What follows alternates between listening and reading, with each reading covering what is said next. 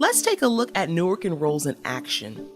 Now let's look at another example that is more similar to what actually happens here in Newark, where there are many schools to choose from and where families can list up to 8 schools on their application. We'll look at 3 schools, each with 5 open seats in first grade. Let's learn a little bit about each school. Imagine Riverfront School is a school that gives priority to siblings and then applicants who reside in the neighborhood. Cherry Blossom is also a school that gives priority to siblings and then applicants who reside in the neighborhood. Parkside School is a school that gives priority to siblings only. In this example, each applicant lists these 3 choices.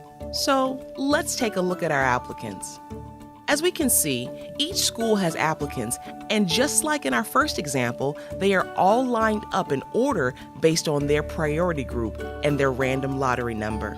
The difference in this example is that applicants are lined up in front of each school they apply to, not just one.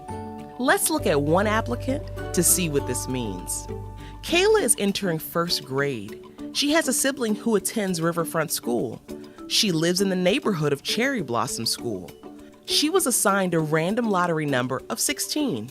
Kayla applied to Riverfront School as her first choice, Cherry Blossom School as her second choice, and Parkside School as her third choice.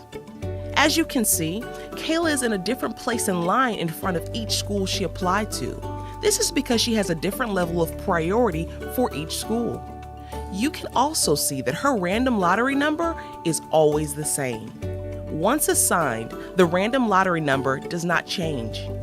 For Riverfront School, she is 6th in line and part of priority group 1, siblings. For Cherry Blossom School, she's 4th in line and part of priority group 2, neighborhood. For Parkside School, she is 8th in line and then the last priority group. Remember, this school only gives priority to siblings, and she does not have a sibling attending this school. Now that we know where Kayla is in each line, we can find out what school she is placed at by looking at the way she ranked those schools on her application. First, we try to assign her to her first choice. Let's see what happens.